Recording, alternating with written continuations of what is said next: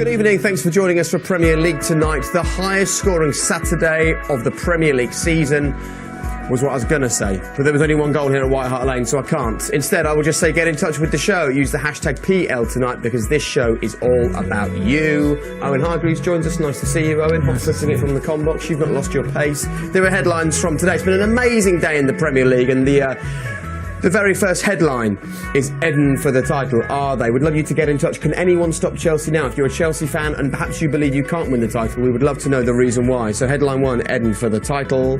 One Hull of a win. What a difference Marco Silva has made since he arrived at Hull. A victory for them, and not just any old victory either. 2-0 against Liverpool today. And Sunderland, another fantastic result for his side. They needed that. 4-0 away at Palace to build on that 0-0 against Spurs in the week. Suddenly things are looking up, but they still remain bottom of the table. That is the amazing thing about the Premier League at the moment. You can win a game away, 4-0, and still be at the bottom. Right, so if you've not seen the show before, we have something called Hot Topics. Whatever you talk about on social media will dominate what we discuss here in the studio. Blues opening the gap, so Chelsea is the most talked about subject on social media at the moment. Liverpool's woes, Sunderland, all sorts of stuff to discuss. Make sure that you get involved with the show. But let's get the show on the road right now. We're going to start by hearing from Rory. He's a Chelsea fan. Rory, the floor is yours. I am absolutely overjoyed with that. It was such a complete performance, and I can safely say it now. We're going to be champions. We've done it. Nobody is catching us. I cannot believe I'm saying that to you before anyone's even bought one Valentine's Day rose. It really is an incredible achievement, and there's no reason now why this team can't go on to greater things. You know, there's no reason why we can't win a double. There's equally no reason why we can't eclipse Manchester United's record of, 18 points I think they won the league by. This team can go beyond that. This team is going to finish so far clear of the chasing pack because nobody has the minerals to catch us. Nobody has it in them. We have such a perfect combination, and it's all thanks to one man, and that's Antonio Conte. We're champions. Nobody's going to catch us. Anyone disagree with him? No. They're definitely not going to win by 18 points. Why not? Because I think Spurs got the best defence in the Premier League. I think Spurs are legitimate. They'll push Chelsea. It won't finish. I don't even think it'll finish 9 points. I think City are going to come again. Company's back. Fernandinho's back from suspension, and Gabriel Jesus looks like a superstar. So that's almost 3 new signings. I think City are going to push them close, but Chelsea they're 13 points behind them at the moment. Chelsea are going to win it, and they're the most consistent team. But I think Spurs and City are going to make it more interesting than it is right now. What do you think? Do you reckon Chelsea can bridge this 18-point gap? That was the largest winning margin that United managed. I don't know. Listen, I just kind of think there's a long way to go because as much as the way Chelsea are playing well, they're not playing in Europe. You know, you never know in football. You know, Costa gets injured, Hazard gets injured, something happens, and it can change the dynamics of the way, you know, what happens. I mean, if they keep all their players fit, then I can't see. I agree with Owen. I don't think no one's going to stop them, and you know, but maybe they could eclipse at 18 points. I don't know, but they're definitely going to win a title. Okay. I don't see him winning by 18 points. No way. No, I'm with Owen and Paul. I think that Man City are starting to play, and they will close the gap. They won't catch them. So will Tottenham, they'll push them. What about if I show you the remaining fixtures for Chelsea this season? Because this may well make you think again. So these are the remaining games in the Premier League. And have a look down there. At home, City. Away, Man United. Those are the only games they've got to play against the top 6. You know, but you can't look at it. Stoke away. When has that ever been an easy When's game? Everton away? Well, every game seems to be an easy game for this Chelsea side. No, I Bournemouth don't agree. away, West Brom away. Look, I agree. It looks easy on paper. The Premier League isn't easy on paper. Ask Pep Guardiola. Every game is a battle. Burnley is a battle. Look at today's result. Look at every day's results. If they were that easy, we'd all be doing the football pools and every week. It doesn't happen. Although I did it today. All my results came up. I did pick 5 teams. I will take credit for that today. But other than that, I mean, it's so difficult. I watched Palace in the week go to Bournemouth. They go there. They were excellent. Palace beat Bournemouth 2-0. I thought they looked really strong. I thought they're going to run there. They can't get beat 4-0 by Sunderland at home today. How could you see that? Yeah, but Chelsea are not going to do that, though, are they? Because they're consistently what I'm saying, you just can never tell on any given day what's going to happen, can you? We saw them come here to Tottenham the other week. Tottenham beaten fair and square 2-0. Incy's right. If they get an injury, they haven't had any injuries. They've played virtually the same team like Leicester. Say a Kante or a Matic or a Costa or a Hazard. I think, you know, right now they're flying and the manager deserves a ton of credit. But I still think it's going to be more interesting than it is right now. I tipped them at the start of the year, Chelsea. Yeah. Are you telling them that to show money off? where my mouth was? Huh? I was with Chelsea at the start. Based on? I just thought they could never. They won the league the year before last. They were the best team. Last year they had massively underachieved, but you still looked at them and thought Costa, Hazard, they're better than what they've showed. What a strong looking squad. They've got men there. They've even got people like John Terry don't get in the team suddenly, but they're a strong outfit. And you look and I thought that for me they were my favourites this year. Did you back them at 25-1 after they lost to Arsenal? No, when they got beat at Arsenal, I thought I've done my money. Jump ship. Yeah, I did. After them couple of games, I thought that it doesn't. Maybe I made a wrong call here, but since then they've come back. But to be fair, I think Owen's right. When he mentioned, you talk about Costa, you talk about Hazard, but Kante, that he's been the main one since he's left Leicester. They look like they're struggling to stay up. Now he's gone back to Chelsea. They look like they're going to win the title. So, it's all having all these flair players, but someone like him who just, he works for 2-3 people, doesn't he? He does. What happened to him last year? He covers so What much happened ground. last year? Isn't it amazing? Who's What that? happened to Hazard last year? What happened to Costa? All of them. Courtois What had a happened to poor them season. all last year? Matic had a Why poor did season. Why were they so poor last season? Then It's they the come out. impossible question, isn't it? This is a tweet just in from Ashley Rowe. Evening, Ashley. Thanks for getting in touch with the show. Is Kante the best player in the Premier League? Keep your questions coming into us. Well, it depends what you define the best player. Is it the one who scores the best one? Well, it depends. Well, it depends. Is it the one who scores you 25 goals, or the one who does the dirty work? I suppose the most impact, isn't it? The Well, one I that think makes such a they all have an difference. impact. I think that's why Chelsea are winning the league by so much, because as a unit, from back to midfield to front, that they're all fantastic. If you look at Liverpool, Arsenal, Tottenham, there's always something missing from them at this moment of time. Chelsea, I think they're fantastic. Whether he's the best player in the Premier League, I wouldn't say look, that. he's not the but best- he's not even the best at player what on he his does. team. He's best at what he does. Yeah, he is. He is. In that 100% the best position, at what he does. he's the best And in I'm that a mate, position. Liverpool need that player. Liverpool don't have a defensive thinker in that midfield. Arsenal. All terrific players. Arsenal need one. Liverpool, if they had a player like Kante, then I genuinely believe they could compete to win the league. But I just don't. I think Kante, as Incy says, he does the work for literally 2 players. Yeah, and you were very clear that was a no for Kante, best player in the league. No, Yeah. way near the best player in the league. Nowhere near. But the best at what he does. What he actually. does, yeah. You're looking for a defensive midfield player, you put him in your best 11. But if you're looking for your best player, not for me. Okay, Ashley, thanks for getting in touch with the show. Let's hear from another new contributor to the programme. This is Faz. He's an Arsenal fan. He's been watching Premier League tonight. He wanted to be part of the show. So here he goes with his debut on the programme. Faz. A second defeat. How long can this carry on, Wenger? I cannot stand the guy now. Wenger out. 12 years since we won the league. There's no emphasis. It's humiliating watching him every time play a team and get stuffed. Literally, it's time to bring someone in. Wenger has now become a serial loser, and he's destroying his legacy. He should walk away and let someone else come in. Wenger out, Wenger out. Strong opinions from Faz. Get in touch with us now. Use the hashtag PL tonight. Wenger in, Wenger out, and why? What do you think? Harry, what do you think? He's been a fantastic manager over the years. The job he's done at Arsenal, it's been You say incredible. has been a fantastic manager. Has been over a the years. fantastic manager. Maybe it's time for a change. Yeah, I can't sit here and get, if they don't win the league, which it doesn't end up going to win the league this year, maybe Arsenal will look at it and think, well, hang on, I've been incredible. What the job I've done here, and leave while he's still where he Is that squad good enough You'd to win hate the to see Premier him- League? I'd then? hate to see him get hounded out of there. Well, do Yeah. Chelsea have better players than Arsenal? I'd ask you. Do you think Chelsea have better? Well, what do you think? I think Arsenal. I think Conte could go in and do a similar job. I think Chelsea don't have the best squad for me, but right now they're the best team. Arsenal have terrific players, no denying that. I don't think anybody today thought Arsenal could go to Stamford Bridge and win. Nobody. Not even Arsenal fans, I don't think, thought that today. And Arsenal just proved that point. But Conte, when you look, and he came here, and we all thought he would play with 3 at the back because that was his system, wasn't it? 3 central defenders, wing backs. That was his system at Juventus in playing with the Italian. Suddenly he didn't do that, and it took a couple of good idings for him to change and suddenly go and play that way. Why didn't he play that way at the start? I wonder. So if Arsene Wenger needs to quite get the strange. sack, what are we saying about Pep Guardiola, who you could argue has got a stronger squad at Manchester City and is below Arsenal in the league? Listen, I just think we're missing one thing here, because we all talk about players and who's got the better players and who's not got the better players. The reason why Chelsea are where they are, because mentally they're tougher. Yeah. They've got bigger characters. Characters. When you look at Absolutely. the centre halves, you look at Costa, they're men. They've got a belief around theirs. I don't see that with the other team. So you can compare them from ability point of view, but from leadership and And is that character from point the of view- manager? No, that's the players. That's from within. They've even got a John Terry in that dressing room who's not playing, but he will be in there before the game, sorting people out, John. And they have got winners. That's what.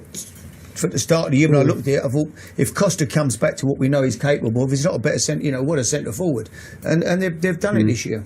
Just a few tweets that have come in throughout the day. Piers Morgan, where's your self-respect, Wenger? If you care about our club, then for God's sake resign. Miguel Delaney, a journalist for The Independent, great a figure as Wenger is, it's been clear since at least 2013 Arsenal need to change. You get abuse for that every time, but it's logical. Alex Shaw, who works for ESPN, easy to forget how much Wenger did for Arsenal early on. These past 12 years are shredding his legacy. Here's a tweet that came in from Henry Winter as well today, and again, really forthright. Same old. Hashtag AFC continue to drift under Wenger. Those fans who protest have every right. Too few leaders on and off the pitch, which is what you were saying. And a tweet has just come in live to us from Jamesy C using the hashtag PL Tonight. Do the same at home if you wish.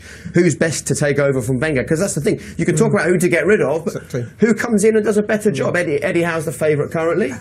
Yeah, but they lost 6-3 today. They lost 6 today. They lost 2-0. So he's managing Bournemouth, isn't he? Yeah, Eddie's an excellent young manager. Excellent young man. I'm a great fan of Eddie Howe, but you're going to go and put him in at Arsenal. It's a different ball game. The pressure is different. It's different managing Bournemouth and doing what he's done now. In time he will step up. Whether it's going from there to an Arsenal, it's a very difficult one. I think Arsenal, as good as they play, I think they need to find another identity in terms of a plan B. They play beautiful football and they can out-football plenty of teams, but they need to find a way to win tight games. A tight game, a 1-0, grind out results. They play beautiful football. When they out-football people, then they're at their best. But they can't grind out a result against in a must-win game. Chelsea have done that all season. I think Arsenal need to look at some of their players that they have and have players that can grind out results like Chelsea have done all season, because that doesn't just come from the manager. I think that comes from the ethos of the whole football club. They used to have them, Vieira, Petit, all these kinds of players, and I think they need them at Paul Ince. So Paul says, characters. They look to me like they're on Easy Street. A lot of the players there.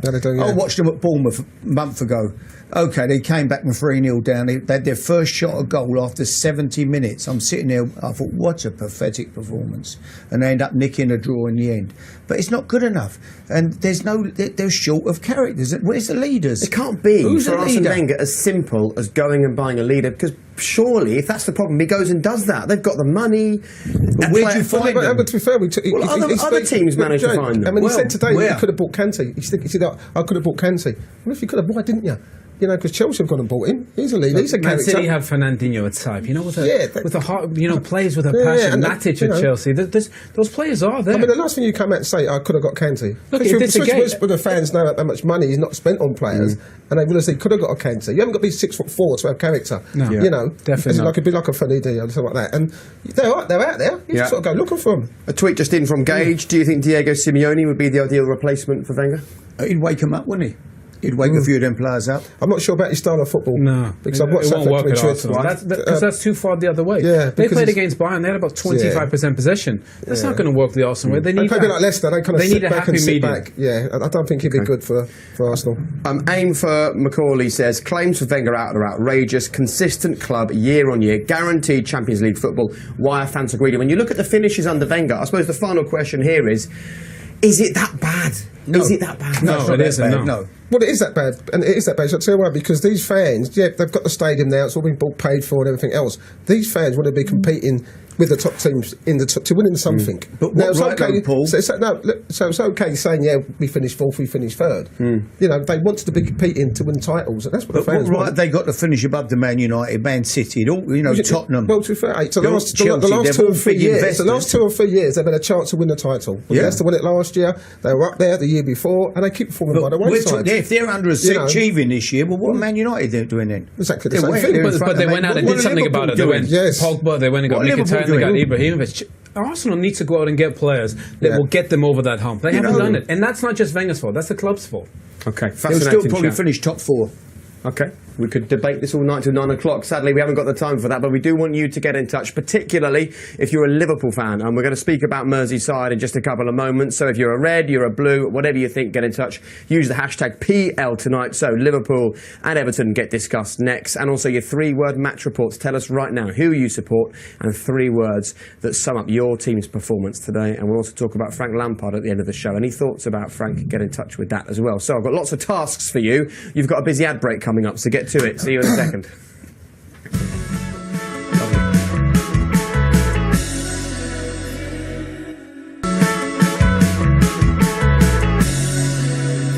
Welcome back.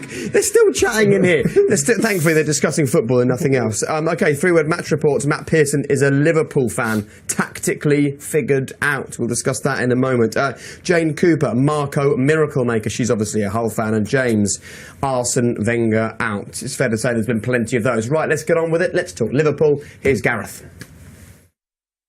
Absolutely awful today, Liverpool. Absolutely awful. If you're going to try and win a match away from home, the first thing you do, the cornerstone of any performance away from home, is having a solid defence, is not conceding stupid goals. Liverpool conceded 2 of them. They've absolutely gifted a very poor Hull side 3 points, and they haven't given the attacking lads a chance there. I mean, the more you wear Hull down, the more you let it go later and later, the more chance you've got of winning. We gave them the 2 of the softest goals I've ever seen Liverpool concede there. It's the worst performance of the season, that for me. Terrible. Well, the defence seems to be the focus. If we take a look at the Premier League table on the 19th of December, though, we can see the difference. There they are, Liverpool, sitting second, 3 points behind Chelsea. It's such a strange situation, this, because I think as much as those defeats and the poor results for Liverpool have been surprising, it's also the fact that none of us really saw this coming. They were flying up until Christmas. What's happened here? No, I mean, I think for one, they lost Coutinho. I think that didn't help them. But, you know, we was never convinced about Liverpool's defence. You know, he went with Clavan and Mignolet and he kept changing. I was never convinced about them. But what they did from an offensive point of view, you know, they used to steamroll teams in the first 45 minutes. Yeah. You know, get 2 or 3 nil up, then playing counter-attacking football. And you talk about now teams, you look at the Swansea game, Southampton in the League Cup, even the Wolves game that I did for BT. They've got a game plan against them. They know they defend deep, they keep the midfield crowded, and let them cross balls into the box. It takes us back, doesn't it, to that 3-word match report that's just come in, which is Liverpool found out. Well, I think the biggest problem for Liverpool is, I think, you look at Spurs today, one of the best goalkeepers in the country in Lloris, best back 4, concede the fewest goals. They give themselves a chance. You know, they're in every game, and then you got Kane, you got Son, you got Eriksen, you got Dele Alli. I think Liverpool don't, keeper-wise, they have issues. That back 4 has issues, and I think it needs surgery. I think offensively they can compete with virtually anybody in the league. Were they overachieving? Yeah, they were. Yes, they were. And I think they don't have a defensive thinker in that midfield. They almost have a front 6 at times. Henderson is more of an attacking player. You think about all those players, you know, Wijnaldum, great player, Lallana, great players, but you need a Kante-type player in your team to snuff out attacks, and I don't think Liverpool have that. But they had time to get one. They had plenty of time, They had time to go and do something about it. I mean, the kid who spoke just now, he knows what he's talking about. I've heard him before on here when he's phoned in. He knows what he's about, and they can't defend. They're short at the back. There's question marks over the goalkeeper, whichever one plays. So how, as a manager, do you defend being at a club for 18 months and still not being able to build a defence that's good enough? It's his team by now. He's at they've won 1 game in 11. Yeah, but so how is it? How has he not built a defence? I love Klopp. Comes out, you know, he's been excellent. You know, Dortmund. He's come here. You know, I love his manner and everything about him.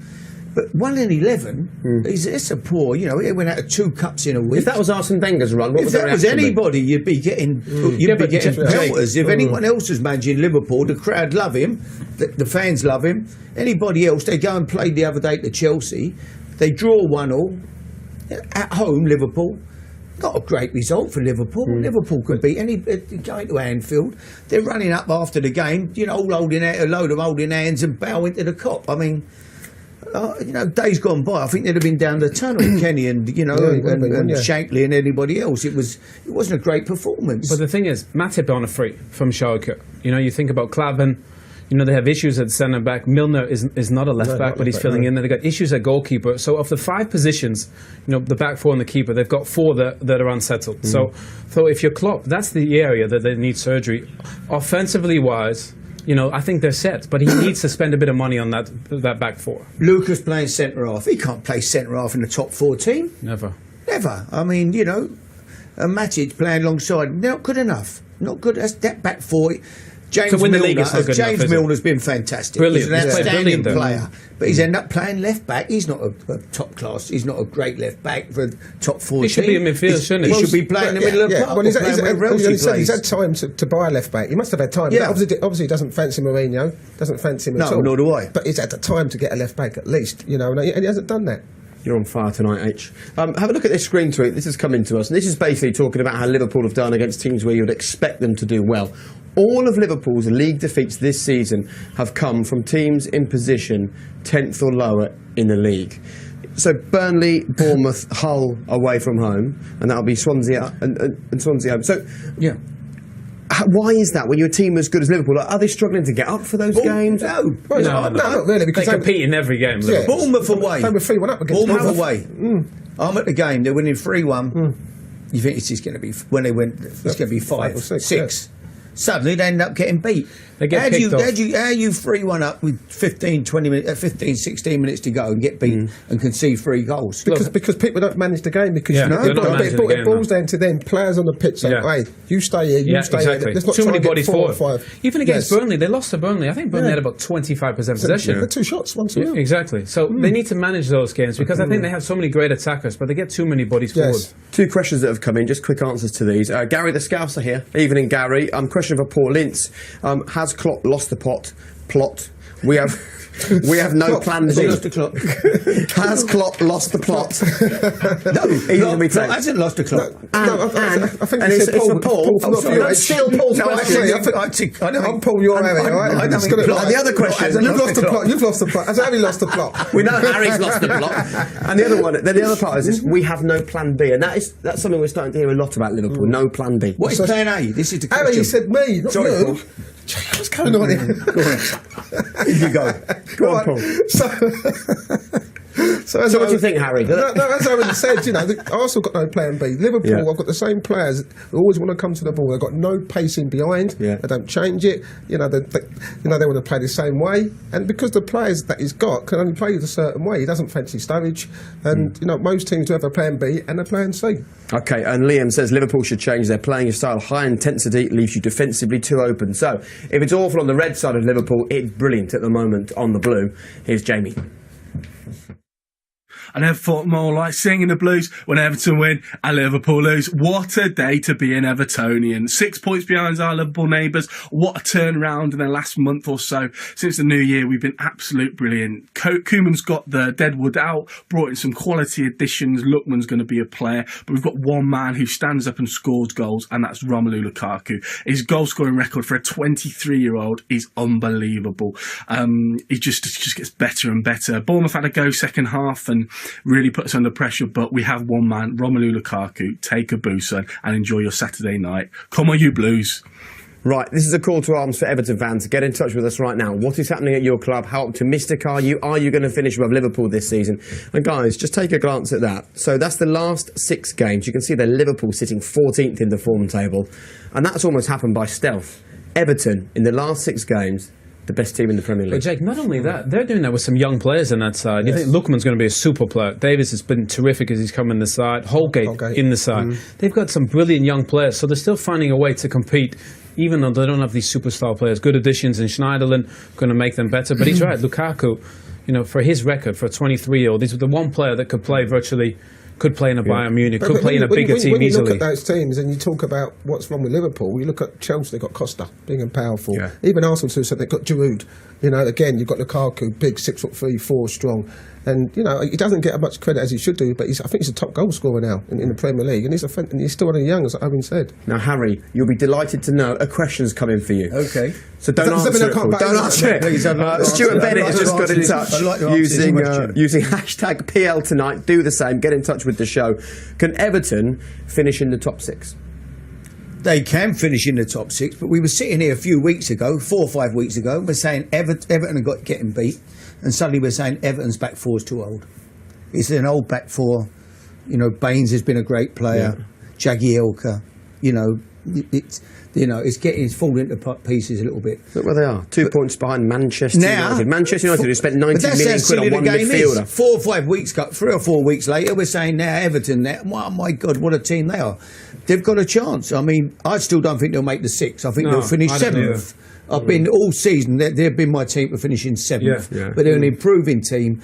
Great football club, Everton. I'm with Harry. Great club. 7th, great tradition. 7th, I think, would be an achievement. For me, one of the great clubs in English football, and they're Bill Kenwright now. They've got new investment into Bill, and they're on the up. It's fair to say Everton fans looking at this and do get in touch with the programme. They're starting to think they could finish above Liverpool this season. Well, it's not impossible, but I think Liverpool. Paul doesn't fancy that. I still think Liverpool. That would happen. Listen, I'm on form. You can see what Evertonians are thinking that, but no, I just think Liverpool got a bit too much. Yeah. All right, keep on getting in touch with the show using the hashtag Peel tonight. A couple of very quick ones for you. Jake Ball, what a result for Everton today. The future is starting to look very bright. David Bryce, Schneiderlin, Davies, Ross, Garner, Besic, McCarthy. Take a moment to admire our midfield options. And Kieran Bowie. Romelu Lukaku is the best player I've ever seen in an Everton shirt. He's also the top scoring player in the Premier League as well so far this season. Hold on. You're going to have a fight He might be 11 years old, Harry. Oh my God, Everton's if he was as old as you, he would have seen some wonderful players. Great players over the years. What a football club! If he's 14, he might be a teenager. Give us your name. Golden Vision, Alec Young, and Alan Ball, and I guarantee you, that guy is sitting. I'm thinking, who's he talking about?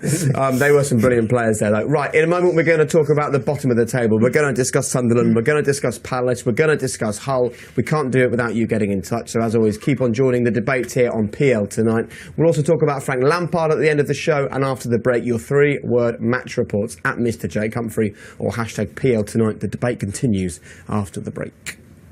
Nice.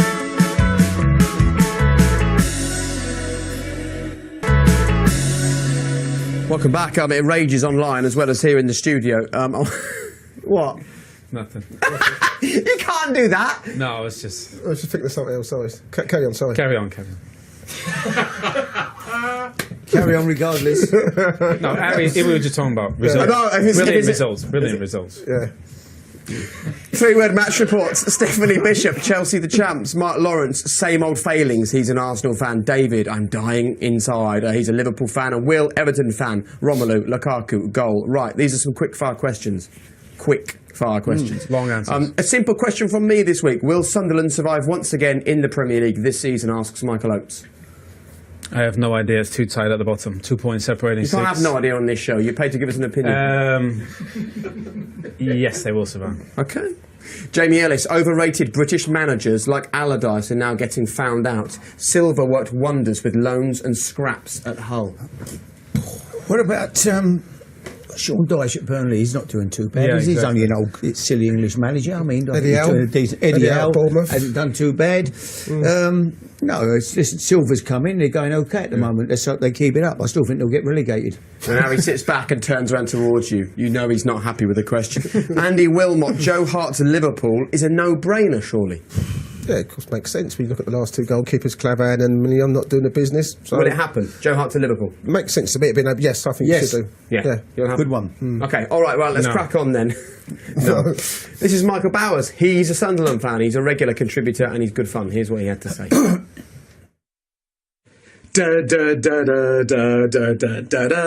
Yes, there you go. That's the happiest reaction I've done for some time. I can't believe that. I'm still astonished.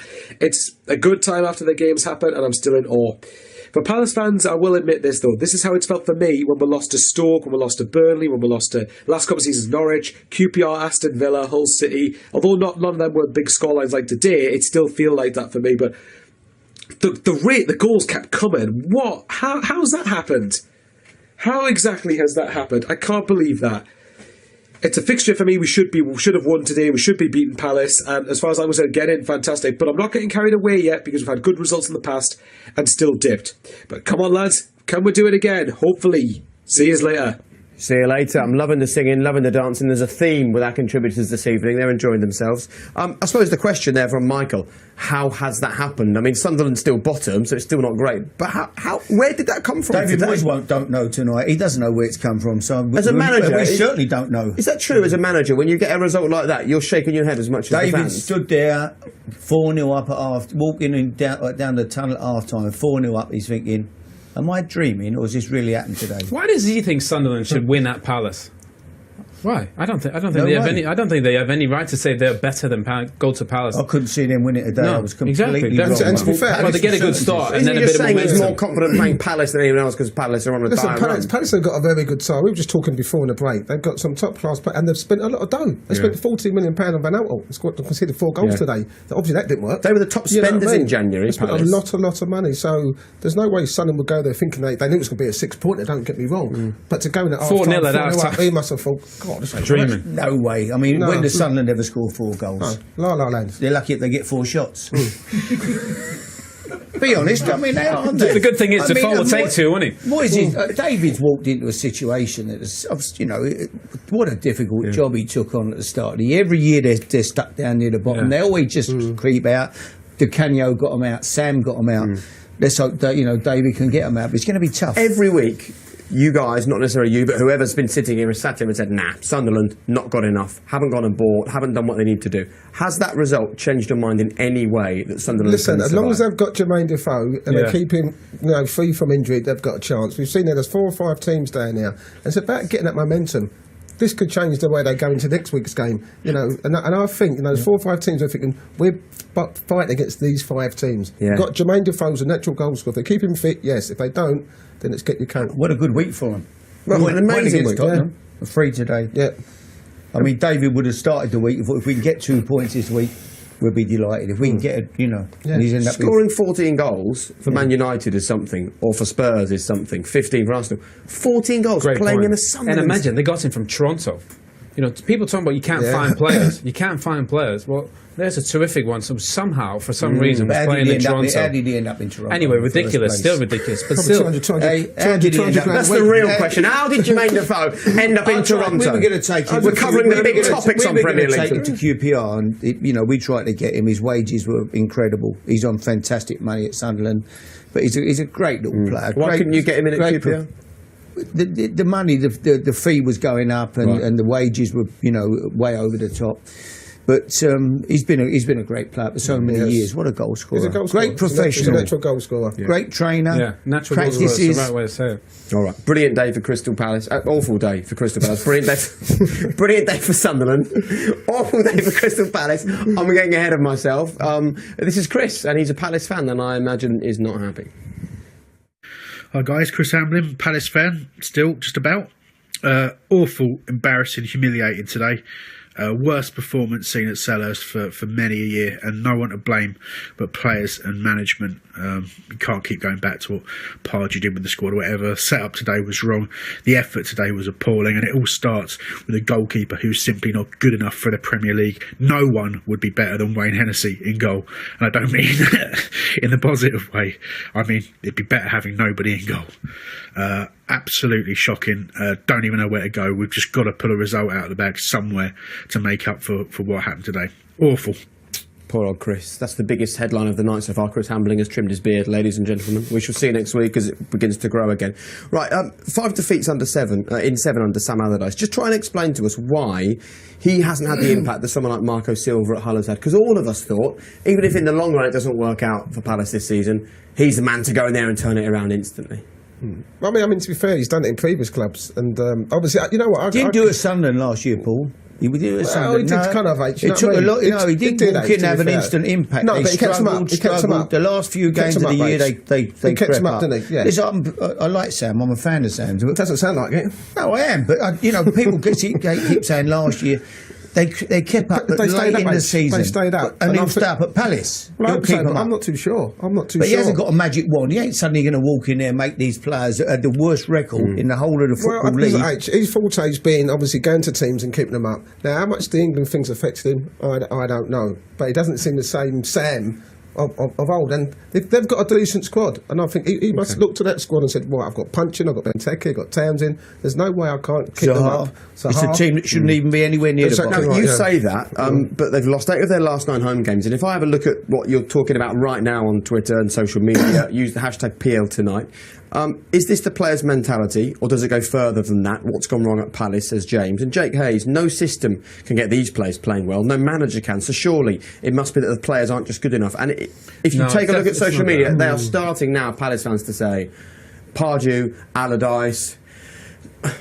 What is their record in the last year, Jake? Their record in the last year is the worst of 92 teams. It's not the manager then, it's the So, they were the worst. You laid the whole of 92 teams down in the last calendar year, and Crystal Palace came bottom. I mean, that's incredible. Last season, Palace had issues scoring goals. They go and get Benteke. This season, they're scoring goals, but they concede far too many. Set pieces, they concede a ton. They concede far too many. Issues at the goalkeeper. Mandanda's gone out as well. So I think that's been the issue. They concede far too many goals. They're chasing games and then conceding more. I think they've got to focus on the defensive part, lump it into Benteke and try and pick up the second ball. He'll win those battles in the end. They looked a good side in midweek. At Bournemouth. They looked a really good side. They went there, beat Bournemouth 2-0, did a great job on them. You can't be beaten 4-0 at home. No, that's what I'm saying. That result today for me was a shock. He'll be the most frustrated of anyone, won't he, tonight? Yeah, he'll be spitting feathers. But he hasn't got a magic wand, Sam. No. The players, obviously, Alan Pardew's a good manager. He couldn't get them winning. Yeah. When they start turning the lights off, you start to feel like you've outstayed your welcome slightly at White Hart Lane, don't you? They're going to keep the lights on over there, hopefully. We are on air till 9 o'clock tonight, regardless of whether they turn these lights off. Let's hear from Will. His side had a great result today. What a win for City. Marco Silva is the saviour of this football club. His own record now is wins against Swansea, Bournemouth, Manchester United and now Liverpool. Surely we're staying up. We can't be going down. Tom Huddleston is a regenerated figure. He was absolutely superb today. The best player on the park. Liverpool had their spells, never took the chances, and actually in the end we could have won it by 3 or 4. We've gone out there, and Everton Loney scored the goal to win the game 2-0. Surely we're staying up.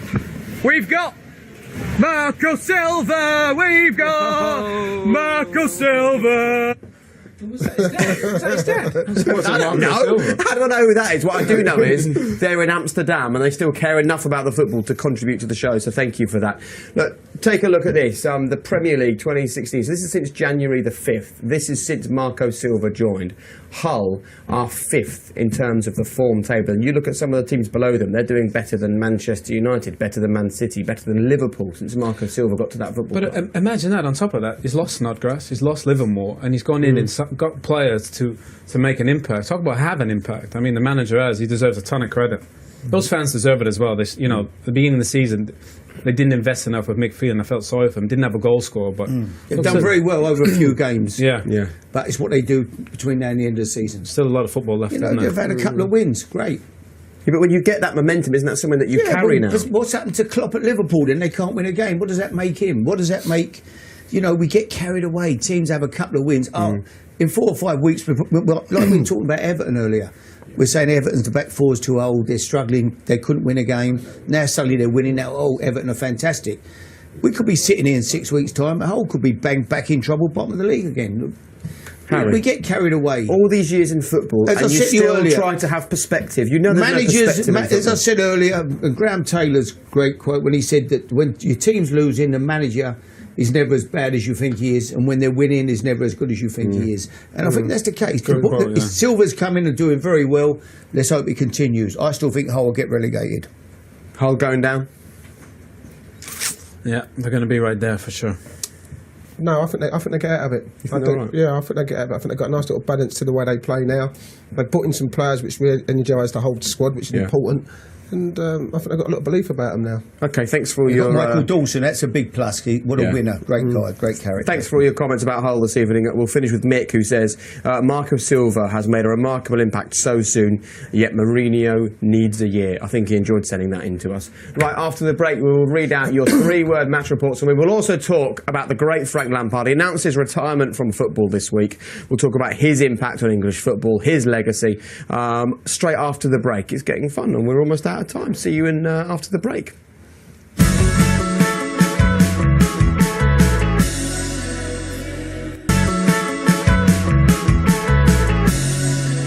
Welcome back. As ill-disciplined as ever, loads of three-word match reports coming in. The Chelsea one says men against the boys. They're a Chelsea fan, so they're talking about Arsenal. Ryan Collins, a Palace fan. What Allardyce effect with a question mark? I'm Conor Gardner. Patrick Van Arnholt, very happy Sunderland fan. And Liverpool, gutless, cowardly, says Zizou343. And about 20,000 people saying Redknapp on fire. They're enjoying you this evening. Right, loads of you have been getting in touch about Frank Lampard. If you'd like to join in this final conversation, we're off air in about 10 minutes, so send in your thoughts right now. Use the hashtag PLTonight, and we'll start with Raina, who is, shock horror, a Chelsea fan. It's always sad when a football legend retires, and Frank Lampard is up there with one of the greats. I was so sad to hear that he was hanging up his boots. I grew up watching Lampard, and he just embodied everything that was Chelsea. He just had that passion and that spirit that just helped me fall in love with the game. Chelsea's all-time goal scorer, part of that team that won in the Champions League in Munich. I mean, those are two of the things that stand out to me, but there are countless things that he did for Chelsea, and we'll always be grateful for him. I hope to see him at Chelsea in the future in a coaching role, which he's hinted to. But either way, thank you so much for everything, Lampard, and Chelsea loves you. Brilliant, and thank you, Raina, as well. Son of Chelsea, the greatest goal-scoring midfielder in Premier League history, a true role model and hero to me, truly world-class and a legend. John Brayshaw, cornerstone of one of the great Premier League sides. Harry was right. Thank you, Super Frank. And when he says Harry was right, he's referring to this. But I'm telling you now, and I maybe now I didn't want to say this in front of him, but he will go right to the very top. Right to the very top. Well, there you are. You heard it here first. Can I tell you now, there ain't no doubt about that, in my opinion, because he's got everything that's needed to become a top-class midfield player. His attitude is first class, he's got strength, he can play, he can pass it, and he can score goals. I mean, the big question is, how have you not aged since 1996? But I remember I'm going to let my barnet grow again. I remember people looking at that. Find me more attractive if I do that. Something attractive to me in them days. Sandra loves you. You've got to look after Sandra better. That's the problem. I know. Right, look. When people saw that at the time, and you remember this, they started going, oh, he's just saying that because he's a family member. He doesn't really... What was it that you saw at that time about Frank that just made you certain? I saw a kid every day, Jake, and I'm not exaggerating, out there on that training ground when everybody else had gone home. Every day, getting his spikes on. He wasn't quick, wasn't a great athlete at that time.